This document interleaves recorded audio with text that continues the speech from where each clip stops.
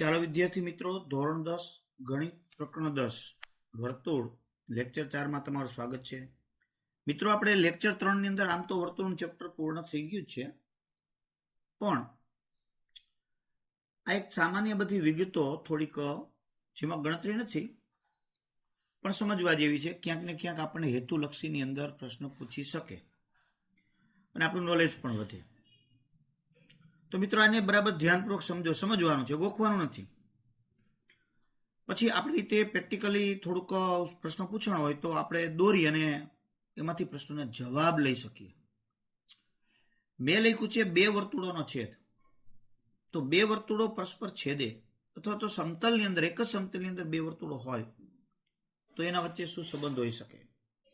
વર્તુળો છેદે અથવા ન પણ છેદે, અને જો છેદે તો ક્યારે છેદે, ન છેદે તો ક્યારે ન છેદે, અને જો છેદે તો કેટલા બિંદુમાં છેદે. જો 3 પ્રશ્નોના જવાબ, 3 પ્રશ્નો મેં કહ્યા. એક તો ન છેદે એટલે કે ક્યારે ન છેદે એક પ્રશ્ન, અને ક્યારે છેદે, અને છેદે તો કેટલા બિંદુમાં છેદે. તો આ 3 પ્રશ્નોના જવાબ માટે અલગ અલગ 5 પ્રકારની સ્થિતિ થાય. 5 પ્રકારની સ્થિતિ.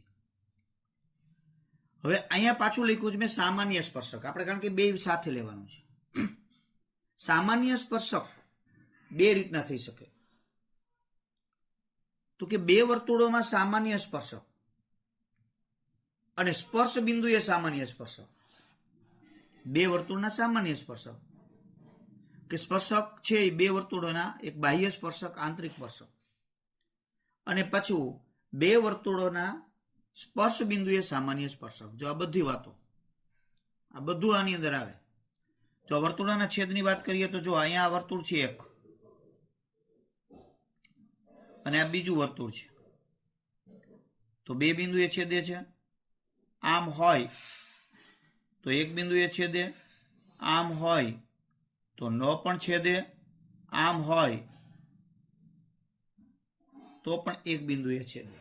જો, અને વર્તુળની અંદર વર્તુળ આ રીતે હોય તો એક પણ બિંદુ એ ન છેદે. તો આવી સ્થિતિઓ જે છે, તો એની અંદર જો આ 1 2 3 4 આવી સ્થિતિઓ થઈ, તો જો અહીંયા હું આમ દોરું તો એક સ્પર્શક 2 વર્તુળને સ્પર્શે, આમ પણ સ્પર્શે, આમ પણ સ્પર્શે અને આમ પણ સ્પર્શે. જો આમ પણ સ્પર્શે અને આમ પણ સ્પર્શે, આમ પણ સ્પર્શે અને આમાં નો સ્પર્શક આવે. તો આ બધી સ્થિતિઓનું નિર્માણ ક્યારે ને કેવી રીતે થાય છે એ આપણે જોવાનું છે. તો એની સ્થિતિ આપણે અહીંયા લઈ લઈએ. હવે એના માટે આપણે અહીંયા શું કરીએ? જો 2 વર્તુળો લઈએ. કેવા લેશું 2 વર્તુળો? હાલો, તો એના કેન્દ્રની આપણે વાત કરીએ. એકનું કેન્દ્ર P લઈએ અને ત્રિજ્યા R1 લઈએ, અને બીજાનું કેન્દ્ર Q લઈએ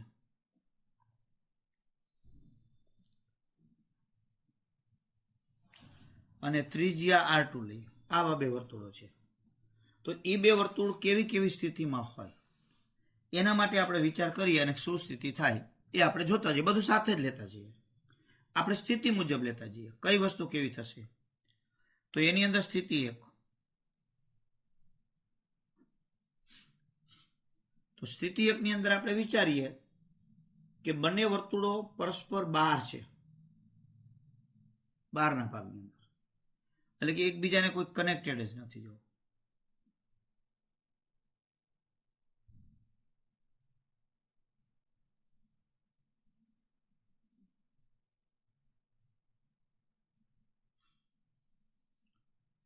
તો આવું ક્યારે આપણે કહી શકીએ? આપણે એમ ન કહીએ કે બહાર છે. તો આને આપણે કહીએ P બિંદુ કેન્દ્ર, આને Q કહીએ.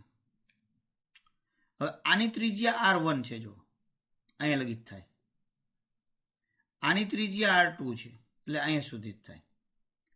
તો આ કેન્દ્ર P અને Q વચ્ચેનું અંતર, એટલે એને આપણે કહીશું D. બરાબર? બે વર્તુળો આ બે આપ્યા છે અને તેના કેન્દ્ર વચ્ચેનું અંતર એટલે કોણ PQ. કેન્દ્ર વચ્ચેનું અંતર PQ છે. હાલો એને ડી કેવું હોય તો ડિસ્ટન્સ સ્મોલ ડી પણ કહી શકો, PQ કહી શકો. બરાબર, આપણે એટલું જ યાદ રાખવાનું કેન્દ્ર વચ્ચેનું અંતર, બીજું કંઈ નહીં. આ સ્થિતિમાં કેન્દ્ર વચ્ચેનું અંતર કેવું ગણાય તો આપણે કહીએ સ્થિતિ 1 એટલે PQ એટલે કેન્દ્ર વચ્ચેનું અંતર. તો આ બંને ત્રિજ્યાઓનો સરવાળો કરી નાખો, એનાથી એ વધુ છે. જો કારણ કે આ અંતર મોટું થયું, બે ત્રિજ્યા તાવડાવડી છે એટલે PQ નું માપ છે એ મોટું થશે કેનાથી? R1 અને R2 થી. જો R1 અને R2 બે ત્રિજ્યાના સરવાળા કરતા PQ નું માપ મોટું હોય તો આ સ્થિતિનું નિર્માણ થાય. બરાબર. હવે આ બંનેનું છેદ બિંદુ, તો અહીંયા બંને વર્તુળનું છેદ બિંદુ નથી એટલે છેદે નહીં, અને એને સામાન્ય સ્પર્શક,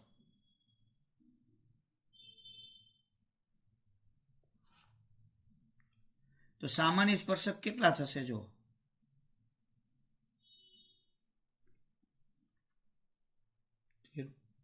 તો જો અહીંયા આપણને એક સ્પર્શક મળે આ રીતે, બીજો સ્પર્શક છે અહીંયા મળે,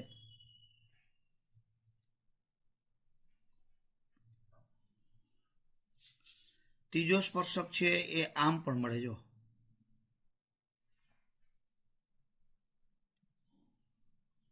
અને ચોથો સ્પર્શક આ રીતે મળે, એટલે 4 સ્પર્શકો મળે. બધા સ્પર્શકો છે એ વર્તુળની વચ્ચે છે એવું પણ નથી, બહાર છે એવું પણ નથી. જો આ બે સ્પર્શકો વર્તુળની વચ્ચેથી પસાર થયા તો એને તમે આંતરિક સ્પર્શકો કહી શકો, અને આ વર્તુળની બહાર પસાર થયા તો એને બાહ્ય સ્પર્શકો કહી શકો. એટલે અહીંયા સામાન્ય સ્પર્શકો, જે સામાન્ય સ્પર્શકો 4 મળે છે, જેમાં 2 આંતરિક અને 2 બાહ્ય સ્પર્શકો છે.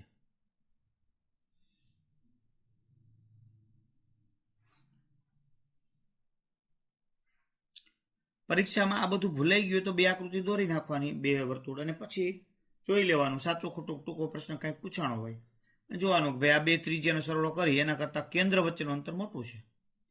એટલે બે ત્રિજ્યાના સરવાળા કરતાં કેન્દ્ર વચ્ચેનું અંતર મોટું હોય તો બે વર્તુળો છેદે નહીં અને 4 સ્પર્શક મળે. સ્થિતિ નંબર 2. હવે કેન્દ્ર વચ્ચેનું અંતર બંને ત્રિજ્યાના સરવાળા જેટલું જ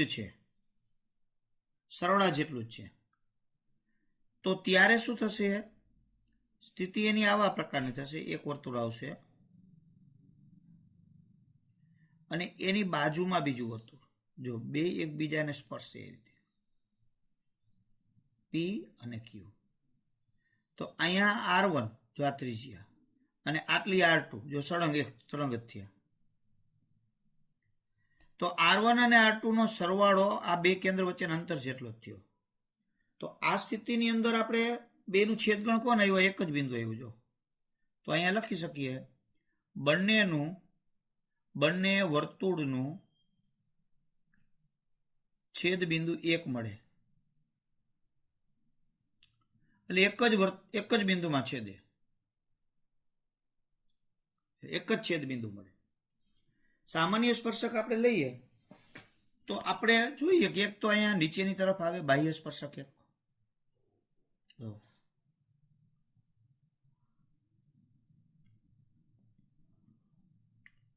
પછી બીજો બાહ્ય સ્પર્શક એ કાંઈ ઉપર મળે,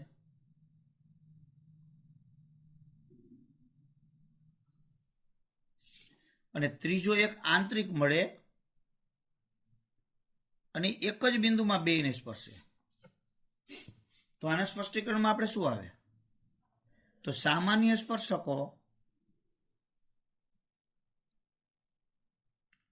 3 મળે. જો આમાં 4 મળતા હતા, આમાં 3 થઈ ગયા.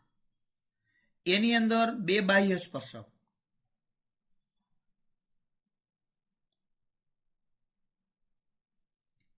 એક આંતરિક સ્પર્શક. એક આંતરિક સ્પર્શક જે મળે છે, એ જે આંતરિક સ્પર્શક રહ્યો એ પાછો સ્પર્શ બિંદુ એ સામાન્ય સ્પર્શક થાય. એક આંતરિક સ્પર્શક મળે છે જે સ્પર્શ બિંદુ એ, એટલે કે જે સામાન્ય સ્પર્શ બિંદુ એ સ્પર્શક છે.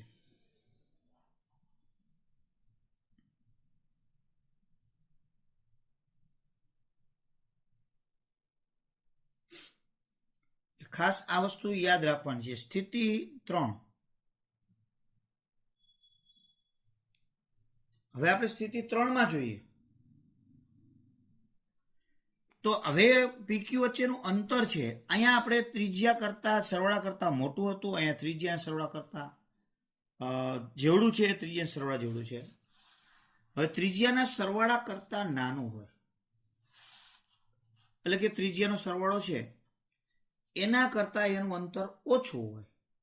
પણ ઓછું એટલે કેટલું? તો આપણે જોઈએ કે ચાલો હવે અહીંયા ત્રિજ્યાના સરવાળા કરતા ઓછું છે, પણ એની બાદબાકી છે એના કરતા વધુ છે. એટલે કે આપણે જોઈએ કે R1 વત્તા R2 તમે લ્યો, એના કરતા એનું અંતર ઘટી ગયું. જો પાખ્યું પોળું આ બાજુ એટલે સરવાળો વધી ગયો. પણ એની જે બાદબાકી લ્યો R1 માઇનસ R2 એના કરતા વધી જાય. તમને છે બાદબાકીમાં શું ગણવાનું એ હમણાં એક બાદબાકીની સ્થિતિ આવશે એટલે તમને ખ્યાલ આવી જશે. એટલે સરવાળાથી ઓછું છે એટલે અહીંયા જે આપણે અંતર હતું એના કરતાં ઘટ્યું, પણ બાદબાકીથી છે વધુ છે. તો તેવી સ્થિતિની અંદર બંને વર્તુળો છે એકબીજાને છેદે આ રીતે.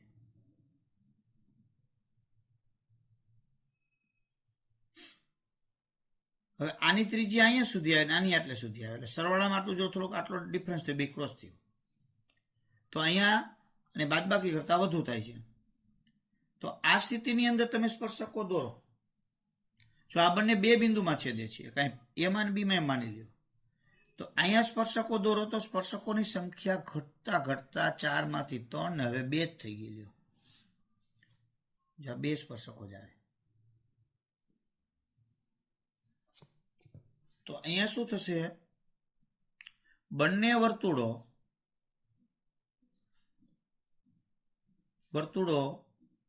2 બિંદુમાં છેદે.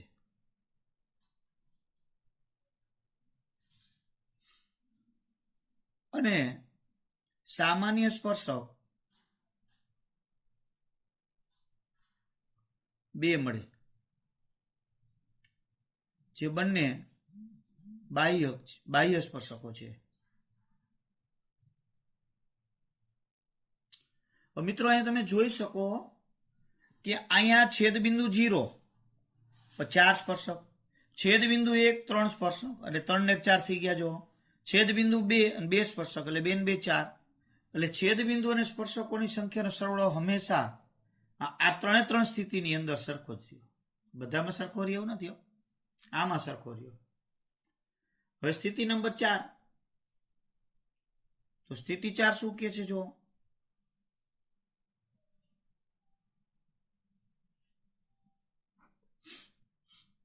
તો સ્થિતિ 4 ની અંદર આપણે વિચારીએ કે PQ નું માપ એ બંને ત્રિજ્યાની બાદબાકી જેટલું થાય. R1 માઇનસ R2, R1 મોટા કે R2 મોટા ખબર નથી કોણ મોટું. તો આપણે એની બાદબાકી ધન લેવાની, માનાંકમાં. જો ગમે તેમાંથી ગમે તે બાદ કરો પણ જવાબ ધન લેવાનો ટૂંકમાં. તો એના કરતા બાદબાકી જેટલું જ માપ 2 કેન્દ્રો વચ્ચેનું અંતર હોય તો આ રીતે થાય.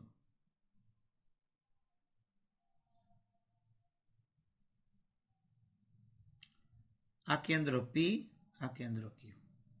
હવે અહીંયા સુધીની ત્રિજ્યા જો મોટા વર્તુળની R1 થઈ માની લ્યો, અને આટલી ત્રિજ્યા છે R2 થઈ. તો આખા R1 માંથી R2 બાદ કરી નાખો તો આ અંતર મળે, જો બાદબાકી જેટલું. કદાચ R2 મોટા હોત તો Q અહીંયા આવે ને P અહીંયા આવે. મોટી ત્રિજ્યામાંથી નાની ત્રિજ્યા બાદ કરી નાખો એટલે ટૂંકમાં બંને વચ્ચેનું અંતર મળે, એટલે આ સ્થિતિ થઈ.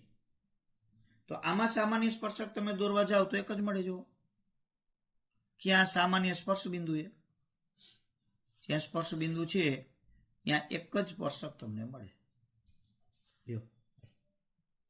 તો આપણે અહીંયા શું લખી શકીએ? બંને વર્તુળો એક બિંદુમાં છેદે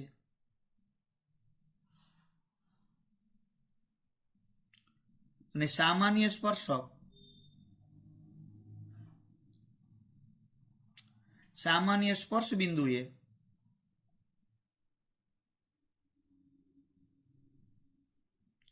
એક મળે. એક જ બિંદુમાં છેદે અને એક જ સ્પર્શક મળે. ત્યાર પછી સ્થિતિ 5.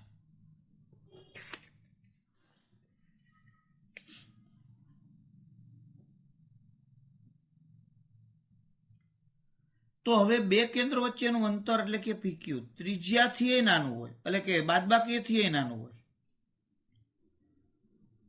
બાદબાકી કરતાંય નાનું અંતર. તો એવી સ્થિતિની અંદર એક વર્તુળની અંદર બીજું વર્તુળ આવે પણ સ્પર્શતું ન હોય એવું.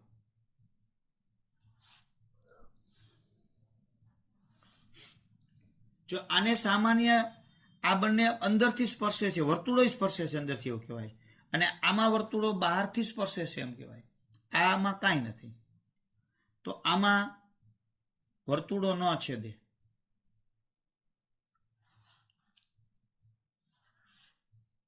સામાન્ય સ્પર્શક ન મળે.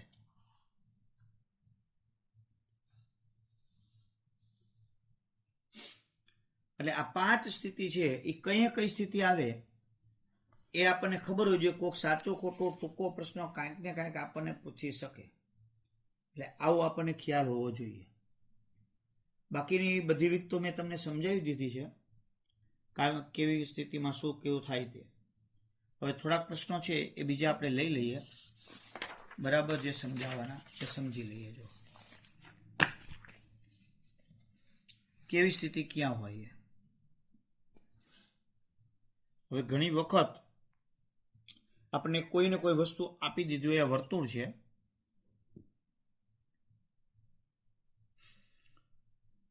અને ત્રિકોણની ત્રણેય બાજુને સ્પર્શે છે. આપણે એક પ્રશ્ન આવો લીધેલો, પણ એની થોડીક વધારાની વિશેષ ચર્ચા કરીએ. જો અને હવે તમને અહીંયા PQRમાં સ્પર્શે છે એ માની લ્યો. હવે તમને માપ આપી દીધા હોય અમુક વસ્તુ, એટલે કે કેવી, એપીનું માપ તમને એ કીધું છે, PQનું માપ B કીધું છે, અને RCનું માપ C કીધું છે. તો આપણે જાણીએ આ B હોય તો આ B થશે, C હોય તો આ C થશે, અને આ A હોય તો A થશે. એટલે આવી બાબતોનો ઉપયોગ કરી અને આપણે કાંઈક ને કાંઈક પ્રશ્ન આવે તો આપણને જો આ ખબર હોવી જોઈએ કે આ બહારના બિંદુ સ્પર્શકો છે, એટલે આ બે સરખા થાય, આ પણ સરખા થાય, આ પણ સરખા થાય. એક આવી સ્થિતિ આવે. જો હવે એ જ સ્થિતિને હું પલટી નાખું છું, શું સ્થિતિ આવે છે? જો એક આ વર્તુળ છે, આ બીજું વર્તુળ છે, અને આ ત્રીજું વર્તુળ છે. બધા વર્તુળો એક સરખા છે એવું નહીં માન લેવાનું, અલગ અલગ હોઈ શકે, નાના મોટા. અને આ કેન્દ્ર લઈ લો, P, Q અને R. ત્રણેય વર્તુળો પરસ્પર બહારથી સ્પર્શે છે. કોઈ પણ એક વર્તુળ બીજા બે વર્તુળને સ્પર્શે છે. જો હવે આ ત્રણ હું જોડી દઉં તો અંદર ત્રિકોણ થઈ ગયો. ટૂંકમાં ત્રિકોણના ત્રણેય શિરોબિંદુ વર્તુળ છે, અને એ વર્તુળ પરસ્પર સ્પર્શતા હોવા જોઈએ. હવે અહીંયા તમને ત્રિકોણની પરિમિતિ શોધવાનું કહે, કાંઈક ને કાંઈક મુદ્દો આપી શકે. તો અહીંયા તમે શું વિચાર કરી શકો? તમને એમ કહી દીધું કે PQ બરાબર, તમને કોઈ પણ એક માપ આપી દીધા હોય કે ભાઈ PQ બરાબર 10 છે, QR બરાબર 8 છે, અને PR બરાબર 6 છે. આવા માપ આપી દીધા છે. તો બધા વર્તુળની ત્રિજ્યા શોધો. આપણને થાય એ કેવી રીતે મળે? આ તો આખા માપ આપ્યા છે, કાંઈ વાંધો નહીં, આ જ્યાં છેદે છે ત્યાંથી જો આ વર્તુળ રહ્યું એની આટલી ત્રિજ્યા ગણાય. એને તમે ગમે તે નામ આપી દો R1, તો આ બાજુ R1 જ થાય. પછી અહીંયાથી આટલી ત્રિજ્યા આની ગણાય, એને R2, તો આ R2 થાય. આ ત્રિજ્યા R3, તો આ R3 થાય. તો PQ નું માપ 10 આપ્યું છે, R1 વત્તા R2 બરાબર 10 થયા. જો તો R2 વત્તા R3 બરાબર 8, અને R1 વત્તા R3 એના બરાબર 6. એટલે આ રીતે થાય. હવે આ ત્રણેયનો સરવાળો કરી નાખો, તો R1 બે વખત એટલે 2R1, R2 બે વખત એટલે 2R2, ને R3 બે વખત એટલે 2R3 બરાબર આનો સરવાળો થઈ જાય. 8 ને 14 ને તો 24. બધાને બબે વડે ભાંગી નાખું તો R1 વત્તા R2 વત્તા R3 બરાબર 12. લ્યો, આવું તમને એક ઇક્વેશન મળ્યું. હવે R1 વત્તા R2 એ તો તમારી પાસે રેડી જ છે. આવ્યું જો 10, ત્યાં 10 મૂકી દો, એટલે 10 વત્તા R3 બરાબર 12. 10 ઓબજ જાય તો 10 માંથી 12 થાય, એટલે R3 તમને મળી ગયા 2. લ્યો, R2 વત્તા R3 8 છે, અહીં મૂકી દો. R2 R3 8, 8 ઓબજ જાય એટલે 12 થઈ જાય, એટલે R1 4 મળી ગયા. હવે R1 ની કિંમત અહીં મૂકી દો તો મળી જાય. જો R2 10 6, નહીતર પાછા ફરીથી R1 વત્તા R3 ની જગ્યાએ 6 મૂકી દો, 6 ઓબજ જાય 12 થઈ જાય, એટલે R2 બરાબર 6. એટલે આ રીતે આપણને જો ખ્યાલ હોવો જોઈએ કે આવું બધું થઈ શકે. બીજી એક વસ્તુ, આ વર્તુળ છે અને બે સ્પર્શકો. આપણે આવી આકૃતિ આપણે ઘણી વાર દોરી છે. અહીંયા P બિંદુ લઈ લ્યો, આ A લઈ લ્યો અને આ B.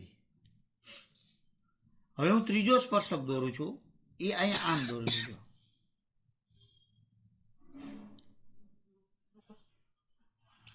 અને C બિંદુ એ સ્પર્શે છે. અહીંયા આપણે નામ આપી દઈએ, અહીંયા A B C અને P છે, તો અહીં Q કહી દઈએ, અહીંયા R.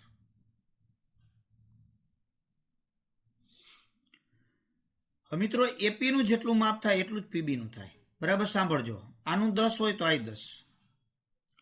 હવે આ Q બિંદુમાંથી બે સ્પર્શક થયા પાછા. જો QA નું જેટલું થાય એટલું જ QC નું થાય, અને RC જેટલું થાય એટલું RB થાય. આ બે સરખા થાય એવું ન હોય, પણ આ બે સરખા અને આ બે સરખા.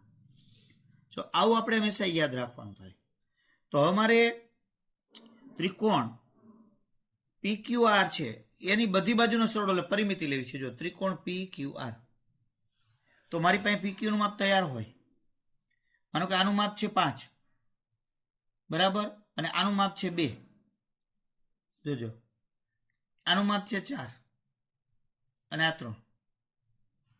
આ રીતે છે. તો હવે તમે અહીં જોઈ શકો કે આનું માપ 5 થયું, પણ મારે તો આ બાજુ આ માટો ફરવો છે. તો આટલું સ્પષ્ટ થાય કે આ 5 છે, અહીંયા 2 છે. જો આ QA 2 છે તો QC 2 જ થાય. આ 3 છે તો આ 3 જ થાય. તો આખું આ 5 થઈ ગયું. તો આ 5 4 ને 5. તો એનો અર્થ એ થયો કે અહીંયા PQ, QR અને PR એ બધાના મારે સરવાળા કરવો તો 10 5 ને આ 5 10 ને 14 થયું. આની પરિમિતિ 14. તો આ AP નું માપ છે એનું ડબલ જ થયું. શું કામ? તો કે આ માપ જો ખરેખર આ બે એરિયા અહીંયા મૂક્યા, કારણ કે આ બે સરખા થાય. એનો લીધો ને ડાયરેક્ટ લઈ લીધો તો હાલે, તો અહીંયા લગીનું માપ મળી જાય. ક્યાં? અહીંયા આ C સુધીનું. એવી જ રીતે અહીંયા અમે ડાયરેક્ટ લઈ લીધો તો અહીં સુધીનું મળી જાય. તો આ બે તો સરખા જ હોય. તો એનો અર્થ એ થયો કે ત્રિકોણ PQR ની પરિમિતિ તમારે લેવી હોય, જો કે આ રાઇડર જે આખો, તો તમારે આ એક છે AP, એક સ્પર્શક, એનું બમણું કરી નાખો તો એના જેટલું જ થાય, અને AP અને PB બે સરખા થાય. એટલે આવો આપણને ક્યાંક ટૂંકો પ્રશ્ન, ગણતરીનો આખો દાખલો નહીં આવે આવો, કારણ કે આપણે નીકળી ગયો છે બધી વસ્તુ, એટલે પણ ટૂંકો પ્રશ્ન ક્યાંક આપણને પૂછે તો આપણને ખ્યાલ આવવો જોઈએ. તો આવી બધી વિગતો છે મિત્રો, ધ્યાનપૂર્વક વિડીયો જોજો, સાંભળજો, સમજજો. બરાબર, તો આટલું આજે આપણે આમાં રહેવા દઈએ અને આપણું ચેપ્ટર છે એને અહીંયા પૂર્ણ કરીએ. હેતુ લક્ષીને એની થોડીક પ્રેક્ટિસ હજી વધુ કરવી પડશે, કારણ કે એ તમે પ્રેક્ટિસ કરો એમ જ પ્રશ્ન ઉપસ્થિત થાય અને એનું સોલ્યુશન થાય. તો મિત્રો આપણે એવી આશા રાખીએ અને આપણા ઈષ્ટદેવને પ્રાર્થના કરીએ કે કોરોનાનો કેર જલ્દીમાં જલ્દી નાબૂદ થઈ જાય અને શૈક્ષણિક કાર્ય આપણું છે એ ઓનલાઈનની જગ્યાએ ઓફલાઈન થાય તો સારું એવું પરિણામ પ્રાપ્ત કરી શકાય. એટલું રહેવા દઈએ. અસ્તુ.